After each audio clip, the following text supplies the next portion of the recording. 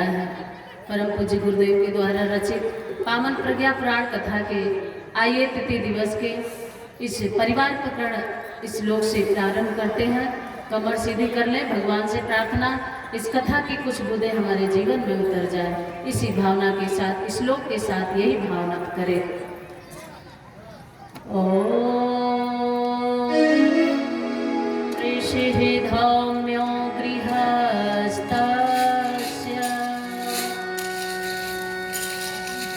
गरिं नाभिस्योद्भूतं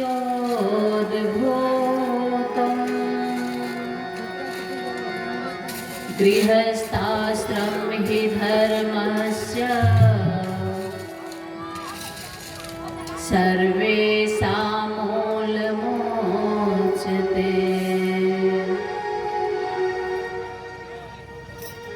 वस्तुतस्तु यतो गृहिणी परिवार उत्थानं पतनं नूनं नाश्रितमात् संशयः। गृहिणी विद्यते तेन गृहलक्ष्मीर्संस्था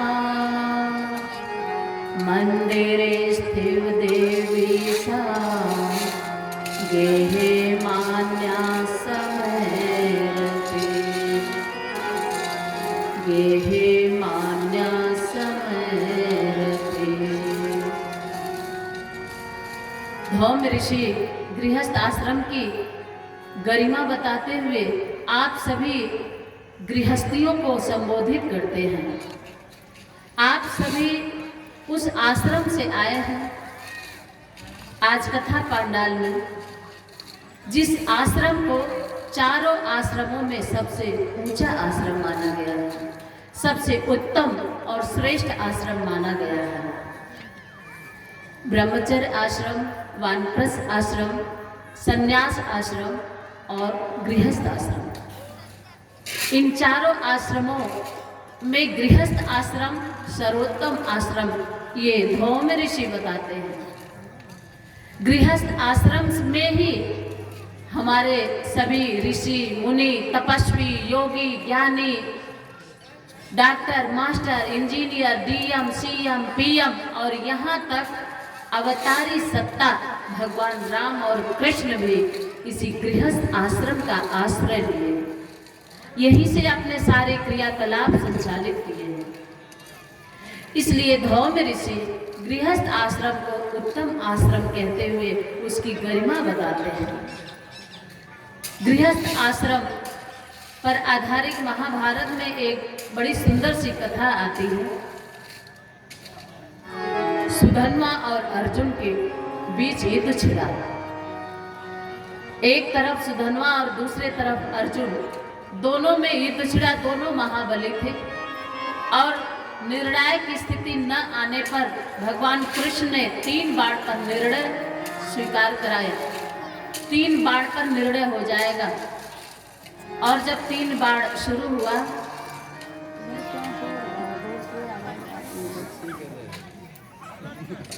तो 3 बाण पर जब निर्णय हुआ तो फिर क्या हुआ, एक तरफ से अर्जुन और दूसरे तरफ से सुधन्वा, हम दोनों का बाण शुरू हुआ। सुधन्वा एक गृहस्थ, फिर क्या हुआ, अर्जुन के तरफ से भगवान कृष्ण सहयोगी है और जब अर्जुन का बाण चला है तो भगवान कृष्ण अर्जुन के बाण के साथ संकल्प लेते हैं कि यदि मैंने गोवर्धन उठाकर ब्रज की रक्षा करी है तो वह पुण्य अर्जुन के बाण के साथ जुड़ जाए। और इधर सुधन्वा, गृहस्थी सुधन्वा संकल्प लेता है कि यदि मैंने अपने जीवन में पत्नी व्रत धर्म का पालन किया है तो वह पुण्य मेरे बाण के साथ जुड़ जाए। दोनों का बाण चला और अर्जुन और सुधन्वा दोनों का बाण आपस में टकराया। सुधन्वा का बाण विजयी हुआ, अर्जुन का बाण धाराशायी हो गया। फिर इसके बाद दूसरा बार शुरू हुआ तो भगवान कृष्ण संकल्प लेते हैं कि यदि मैंने ग्राह से गज की रक्षा की है और द्रौपदी के लाज बचाई है तो वह पुण्य लग जाए अर्जुन के बाण के साथ। इधर सुधन्वा संकल्प लेता है गृहस्थ आश्रम में रह करके मैंने राई रत्ती भर भी यदि अपने चरित्र में त्रुटि नहीं आने दिया है तो वह पुण्य मेरे बाण के साथ लग जाए। वह पुण्य बाण के साथ लगा और दोनों का बाण चला। फिर से दोनों का बाण आपस में टकराया। सुधन्वा का बाण अर्जुन के बाण को धराशायी कर दिया। तीसरे बाण पर निर्णय था और जब तीसरा शुरू हुआ तो भगवान कृष्ण ने बार बार धर्म को बचाने के लिए धरती पर आने का संकल्प लिया। यदि मैंने धर्म की रक्षा करी है तो वो पुण्य लग जाए। और इधर सुधन्वा भी संकल्प लेता है कि मैं गृहस्थ आश्रम में रहकर भी यदि नीति पूर्वक उपार्जन किया है तो वह पुण्य मेरे बाण के साथ लगे। तीसरे बाण में भी सुधन्वा का बाण विजयी होता है। भगवान कृष्ण आकर के सुधन्वा की पीठ ठोकते हुए कहते हैं धन्यो गृहस्थ आश्रम, आज तूने सिद्ध कर दिया कि गृहस्थ आश्रम में रह करके नीति न्याय पूर्वक अपने कर्म को करते हुए जो व्यक्ति अपने गृहस्थ आश्रम को जीवन का पालन कर ले रहा है वो किसी योगी तपस्वी और वन गुफाओं में माला हिलाने वाले बाबाओं से कम नहीं है। आप सभी ऐसे गृहस्थ आश्रम से आए हैं तो गृहस्थ आश्रम इतना उत्तम आश्रम है। कुछ लोगों को लगता है, कुछ लोगों के विचार ऐसे होते हैं जो साधु सन्यासी होते हैं कि गृहस्थ आश्रम झंझट है, गृहस्थ आश्रम में तो ढेर सारी परेशानियां हैं, गृहस्थ आश्रम में भगवान को प्राप्त नहीं किया जा सकता, गृहस्थ आश्रम में भगवान की पूजा नहीं की जा सकती, भगवान की भक्ति संभव नहीं है, उसके लिए तो वन गुफाओं की आवश्यकता, उसके लिए बड़ी बड़ी तपश्चर्याएं की आवश्यकता होगी। तो हमारे परम पूज्य गुरुदेव कहते थे बेटा वो साधु सन्यासी जो गृहस्थ जीवन जिया ही नहीं वो उसके बारे में क्या उपदेश दे सकता है। बांझ का जाने उसको क्या मालूम कि बच्चे का दर्द क्या होता है। कभी जिया है गृहस्थ आश्रम तब जानो। तो चोर को चोरी करने का अवसर नहीं मिले तो वो ऐसे ही ईमानदार है ना। वन गुफाओं में जा करके आप इंद्रिय संयम करोगे नहीं तो आपकी वो तो मजबूरी है, क्योंकि वहां कचौड़े पकौड़े मिलेंगे नहीं, वहां रसबड़ी और आपको रसमलाई मिलेगी नहीं, तो कंदमूल फल खा के रहना आपकी मजबूरी है, वो संयम नहीं है। अपने घर परिवार में रह करके कचौड़े पकौड़े सुरा सुंदरी के बीच रह करके अगर आप संयमित जीवन जी ले रहे हैं तो उस वन गुफाओं के बाबाओं से अधिक तपस्वी आप हैं। आप सभी लोग वो कथा सुने होंगे जो विदुषी भारती, मंडन मिश्र की पत्नी विदुषी भारती जी एक बार मंडन मिश्र से बाल ब्रह्मचारी उनका जब शास्त्रार्थ चला तो मंडन मिश्र की हारने की स्थिति आ गई। लंबा शास्त्रार्थ चला तो फिर क्या हुआ, उन्हें उनकी पत्नी आगे आई विदुषी भारती और उन्होंने शास्त्रार्थ करते हुए सारे शास्त्रों पर उनका विवेचन हुआ, शास्त्रार्थ हुआ। तब उन्होंने कहा आप काम शास्त्र के बारे में क्या जानते हैं। तो बाल ब्रह्मचारी क्या जाने काम शास्त्र के बारे में। अंत में उन्हें 1 वर्ष का समय लेकर पर काया प्रवेश कर जीवन जीकर शास्त्रार्थ करना पड़ा। परम पूज्य गुरुदेव कहते हैं जो घर परिवार से भागते फिरते हैं, ये परमात्मा के द्वारा रचित ये सृष्टि में जो कुछ भी है, अन्न है, जल है, गेहूं है, चावल है, पेड़ है, पौधे हैं, फल है, फ्रूट है, 36 प्रकार के जूस हमारी प्राकृतिक देन है। ये सारे चीजों का भोग किसके लिए है? आप सभी के लिए है, लेकिन संयमित ढंग से, संयमशील जीवन जीते हुए जो अपने गृहस्थ आश्रम में रह ले रहा है वो किसी योगी बाबाओं से कम नहीं है। घर परिवार से भागते फिरते हो, कहीं कहीं चौपाई एक आती है जिसको लोगों के मन में ये चीज होता है, माना कि बाबा ने लिखा है सत्य हरि भजन जगत सब सपना, ये जगत मिथ्या है, ये जगत झूठा है, संसार झूठा है, और इसी झूठे संसार में कड़कड़ में परमात्मा है, तो परमात्मा भी झूठा है। ये संसार झूठा है, ये जगत झूठा है, मिथ्या है, सपना है, तो परमात्मा भी सपना है, परमात्मा भी झूठा है, परमात्मा भी मिथ्या है। नहीं, पहली बात तो एक चौपाई का एक ही अर्थ नहीं होता है। हरि अनंत हरि कथा अनंता कह सुनई वो विधि से बसंता, एक ही चौपाई का अनेकों अर्थ होता है। दूसरी चीज ये चौपाई वहां के लिए है सत्य हरि भजन जगत सब सपना, अर्थात जो इस केवल संसार के सुखों में, संसार में ही अपने को मार खपा देता है, इसी के लिए दुराचारी व्यभिचारी बन जाता है और लौकिक सुख के लिए, क्षणिक सुख के लिए अपने मनुष्यता को नष्ट कर देता है। इसमें मर खप जाने वालों को ही ये चौपाई सूट करती है कि सत्य हरि भजन जगत सब सपना। बाकी ये संसार के सारे भोग आपके लिए बने हैं, ये टीवी, ये मोबाइल, ये सत्संग, ये पूजन, ये यज्ञ, ये हवन, ये माला, ये जप, ये तप, ये संगीत, ये भजन, ये भगवान का सुमिरन, और आपके घर में जो साधन सुविधाएं हैं, भोग है, भोजन है, ये सब किसके लिए बने? आप ही के लोगों के लिए बने हैं। ये परमात्मा की रचना है, इसको ठुकराना भी नहीं, इसकी अवहेलना भी नहीं करना। ये नाते, ये रिश्ते, बीवी, ये बच्चे, ये माता, ये पिता, मौसी, मौसा, नानी, नाना, ये किसके है? किसी कुत्ते बिल्ली के नानी, नाना, मौसी, मौसा नहीं होते। ये तो आप ही लोगों के लिए बना है। कोई भी कुत्ता, कुतिया, भेड़, बकरी, गधई, गधा कथा सत्संग नहीं सुनता, माला जप नहीं करता, उसके पत्नी नहीं होती, उसके भाई नहीं होते, उसके सास ससुर ननद नहीं होते। ये नाते रिश्ते सब हमारे हैं। मनुष्य के लिए गृहस्थ आश्रम में ही ये पाए जाते हैं। इसका भोग करो, लेकिन इसको भोग करने में अपने आप को समाप्त मत कर दो। अपने कर्म को, अपने धर्म को भूल मत जाओ। एक पत्नी के लिए पत्नी व्रत धर्म अगर पति को है तो पति व्रत धर्म पत्नी को भी है। दोनों अपना अपना फर्ज निभाओ, ये किसी पूजा से कम नहीं है। पत्नी व्रत धर्म निभा लेना एक पुरुष के लिए किसी माला जप और किसी भगवान सुमरन से कम नहीं है, और पति व्रत धर्म निभा लेना एक स्त्री के लिए ये किसी पूजा, किसी भक्ति, किसी सन्यासिनी से कम नहीं है। तो गृहस्थ आश्रम छोड़ना नहीं, इसे भोग करना है, लेकिन त्याग के साथ, संघर्ष के साथ। संघर्ष है इसमें। घर परिवार से भागते फिरते हो, भगवान को क्या तुम पाओगे? वन गुफाओं में जाकर के राम राम राम राम जप लेना, ये भगवान को पा लेना नहीं है। सारी जिम्मेदारियों से मुक्त होकर, माता पिता ने पैदा किया, उन्हें भी छोड़ दिया, उनकी भी जिम्मेदारियों को नहीं देखा। घर परिवार से भागते फिरते हो, भगवान को तुम क्या पाओगे?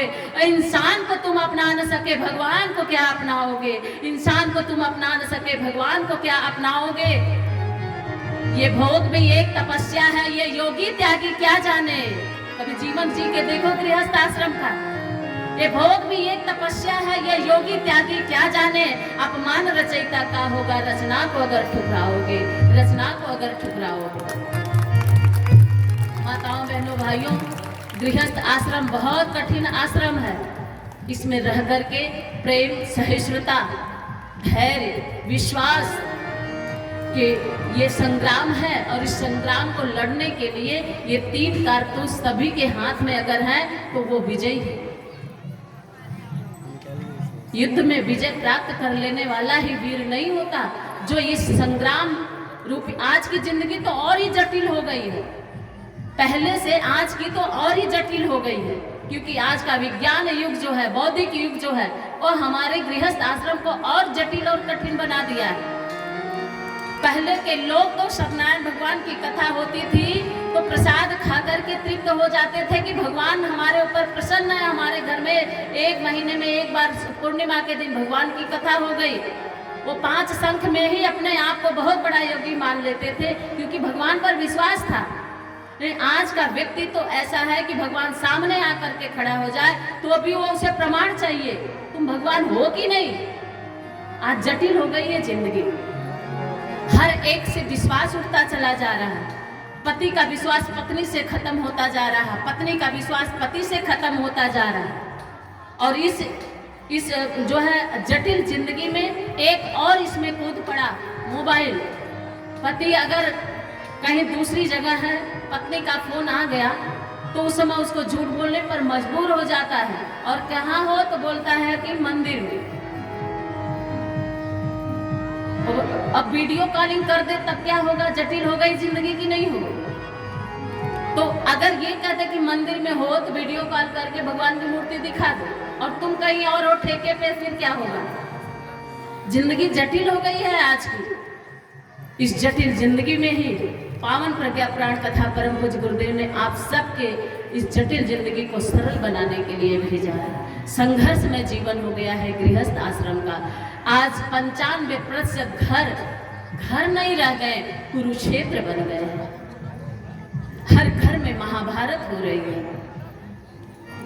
संघर्ष में जीवन, गृहस्थ जीवन जीकर हम अपने भगवान को, अपने परमात्मा को प्राप्त कर सकते हैं। हमारे ऋषियों ने ये जीवन जी करके हमें बताया। माना कि कठिन है, लेकिन छोड़ के भागना। और इस जीवन से कितने लोग सुसाइड कर ले रहे, कितने लोग शादी नहीं कर रहे, तो कितने लोग शादी से छोड़कर, ये क्या है।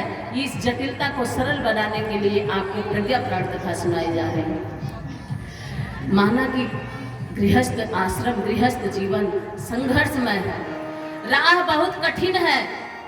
गृहस्थ आश्रम में रह करके बहुत आनंद भी है, बहुत इसमें कठिनाइयां भी है। ये राह बहुत कठिन है, फिर भी चलना पड़ता है। राह बहुत कठिन है, फिर भी चलना पड़ता है। स्वर भले ना आए, फिर भी गाना पड़ता है। खीर बड़ी टेढ़ी है, फिर भी खाना पड़ता है। खीर बड़ी टेढ़ी है, फिर भी खाना पड़ता है। आंखों में जालिम आंसू है, फिर भी मुस्कुराना पड़ता है, मुस्कुराना पड़ता है। मुस्कुरा के जीने का नाम जिंदगी है, हंसकर जहर पी लेने का नाम जिंदगी है। मुस्कुरा के जीने का नाम जिंदगी है। कितना भी गम हो, आप कोई भी मिलेगा, भैया कैसे हो, हाँ भैया बहुत अच्छे हैं, अंदर चाहे भले ही अंगारे सुलग रहे हो। मुस्कुरा के जीने का नाम जिंदगी। इतनी कठिन जिंदगी है, इसलिए गृहस्थ आश्रम सर्वोत्तम आश्रम है। गृहस्थ आश्रम की गरिमा बताते हुए धौम ऋषि कहते हैं, आज हमारे गृहस्थ आश्रम में जो विकृतियां आ गई है, मेरी माताओं बहनों भाइयों, इसमें दूसरे श्लोक में धौम ऋषि ने कहा है, पहले श्लोक में गृहस्थ आश्रम की गरिमा बताई है। अब चलते हैं दूसरी लाइन में। जो दूसरी लाइन थी वो क्या थी, वस्त्र त्रस्त यतो धुर्या गृहिणी परिवारिगा। परिवार की गृहिणी धुरी जो है, गृहस्थ आश्रम की धुरी जो है, जिसपे पूरा गृहस्थ आश्रम टिका हुआ है। एक इतनी बड़ी भी गाड़ी होती है ना, उसको एक धुरी पर टिकी होती है। उसी तरह से ये पूरा गृहस्थ आश्रम, पूरे परिवार एक गृहिणी पर, घरनी पर, घर की लक्ष्मी पर टिका हुआ है। घर की गृहिणी जो होती है वो परिवार की धुरी है, गृहिणी परिवार का। और दूसरी लाइन में उन्होंने क्या कहा, मंदिर स्थिर देवी सा गेहे मान्या समय रपी। ये घर आपका जो है ना वो मंदिर है, और उस मंदिर में जो आप हो वो देवी हो। और मंदिर में देवी का कहते हैं कि मंदिर में पुजारी का और घर में नारी का बड़ा ही, बोलो ना, आप ही लोगों के पक्ष की बात बोलो, महत्व है। मंदिर में पुजारी का और घर में नारी का बड़ा ही महत्व है। आप सबका बहुत महत्व है। क्यों? क्योंकि आपका घर मंदिर है और आप उस मंदिर की देवी हो। अब जरा दिल पे हाथ रख के बताना देवियों, क्या देवी धर्म हमारा निभ रहा है क्या? यदि निभ रहा होता तो 80% घरों में आज क्लेश, कलह, दुर्घटनाएं, बीमारियां, परेशानियां नहीं आती। क्यों? क्योंकि आपका देवी तत्व आज समाप्त होता जा रहा है। घर में नारी का बहुत ही महत्व है और ये दोनों में विकृतियां आई है, नारी और पुरुष दोनों। अब आप तो इधर वाली पार्टी तो सोच रही है दीदी अपने ही बिरादरी की पक्ष ले रही है, नहीं ऐसा कुछ नहीं है, आपकी तरफ की भी है। चलिए, घर में मंदिर में पुजारी का, घर में नारी का बड़ा ही महत्व है।